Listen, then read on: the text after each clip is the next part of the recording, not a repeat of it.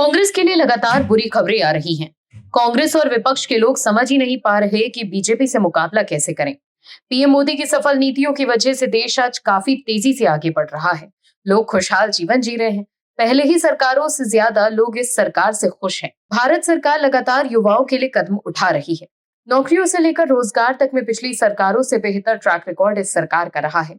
वहीं दूसरी तरफ विपक्ष के पास ना तो कोई नीति है और ना ही कोई नेता, जिसकी वजह से विपक्ष आज हर मोर्चे पर फेल है। विपक्ष के लोग काम करके जनता का भरोसा तो जीत नहीं सकते, तो वो लोगों के बीच कभी वोट चोरी को लेकर भ्रम फैलाते हैं तो कभी कुछ और।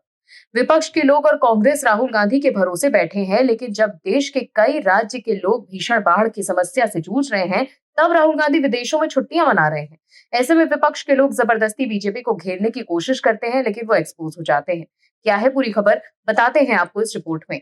दर्शकों, सुप्रीम कोर्ट के एक फैसले के बाद कांग्रेस और विपक्ष के लोग एक बार फिर एक्सपोज हो गए।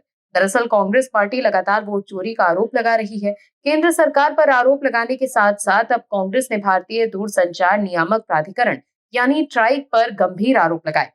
कांग्रेस ने ट्राई पर आरोप लगाते हुए कहा कि पिछले साल महाराष्ट्र चुनाव में पार्टी कार्यकर्ताओं को वोट चोरी के बारे में एक डॉक्यूमेंट्री की जानकारी देने के लिए बल्क एसएमएस की उसकी अर्जी खारिज कर दी गई थी। कांग्रेस ने यह भी दावा किया कि ये महाराष्ट्र चुनाव में धोखाधड़ी का संकेत है और सूचना को दबाने के लिए सरकार के विभिन्न अंगों द्वारा साजिश रची जा रही है। वहीं अब इस आरोप पर सरकार की तरफ से जवाब आया है। हालांकि महाराष्ट्र चुनाव में गड़बड़ी के आरोप को लेकर दाखिल याचिका को खारिज कर सुप्रीम कोर्ट साफ कर चुका है कि महाराष्ट्र के चुनाव में कोई गड़बड़ी नहीं हुई थी, लेकिन फिर भी कांग्रेस जबरदस्ती वही राग राप रही है। वहीं केंद्र सरकार ने कांग्रेस के आरोप को सिरे से खारिज करते हुए कहा कि ट्राई ने कोई भी अर्जी खारिज नहीं की थी और ना ही ऐसा करने में उसका कोई काम था। ये अर्जी सर्विस प्रोवाइडर एसटीपीएल की ओर से खारिज की गई थी और ट्राई इस प्रक्रिया में कहीं भी शामिल नहीं था। ट्राई ने भी अपनी पोस्ट में लिखा कि संस्था की ओर से व्यक्तिगत एसएमएस टेम्पलेट की मंजूरी नहीं दी जाती है। वहीं सुप्रीम कोर्ट से बिहार में एसआईआर को लेकर आई एक बड़ी खबर को लेकर भी विपक्ष और कांग्रेस के लोग इसे अपनी जीत बता रहे थे, लेकिन बीजेपी ने दूध का दूध और पानी का पानी कर दिया है। दरअसल बिहार मतदाता सूची गहन पुनरीक्षण यानी एसआईआर मामले में सुप्रीम कोर्ट ने साफ कर दिया कि आधार मतदाता सूची के लिए वैध प्रमाण पत्र है, लेकिन इसे नागरिकता का सबूत नहीं माना जा सकता। हालांकि कोर्ट ने यह भी साफ किया कि आधार सिर्फ एक पहचान का दस्तावेज है, उसे नागरिकता का सबूत नहीं माना जा सकता। वोटर लिस्ट में किसी व्यक्ति का नाम शामिल करने से पहले उसकी नागरिकता की पुष्टि करना चुनाव आयोग का काम है। वहीं चुनाव आयोग भी यही कह रहा है कि घुसपैठिए हैं, उनका नाम वोटर लिस्ट में नहीं जोड़ा जाएगा।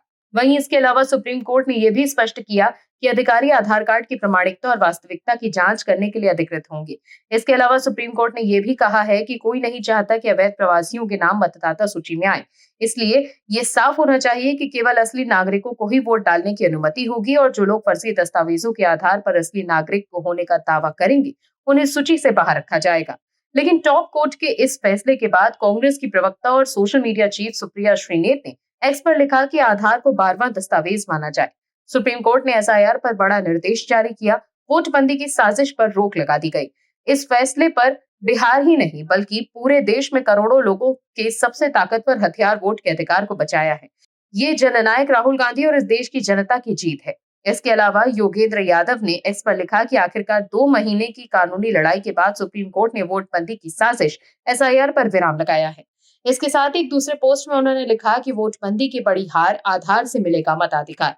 लेकिन बीजेपी आईटी सेल के प्रमुख अमित मालवीय ने एक्स पर पोस्ट कर लिखा कि आधार और विशेष गहन पुनरीक्षण पर सर्वोच्च न्यायालय के निर्णय का संचालनात्मक भाग। हालांकि ये स्पष्ट किया जाता है कि प्राधिकारी अन्य सूचीबद्ध दस्तावेजों की तरह आधार कार्ड की प्राथमिकता और साथ ही वास्तविकता की पुष्टि करने के लिए अतिरिक्त प्रमाण दस्तावेज मांगेंगे। उद्धरण रहित केवल आधार प्रस्तुत करने पर मतदाता सूची में स्वतः शामिल नहीं किया जाएगा। भारत का चुनाव आयोग अंतिम निर्णायक है। आधार केवल पहचान का प्रमाण है। जनप्रतिनिधित्व अधिनियम 1950 की धारा 23B और चुनाव आयोग ने हमेशा इसे इसी रूप में माना है। गलत सूचना फैलाना बंद करें। तो देखा आपने कैसे बीजेपी ने विपक्ष को एक्सपोज कर दिया। Bureau report OMH news.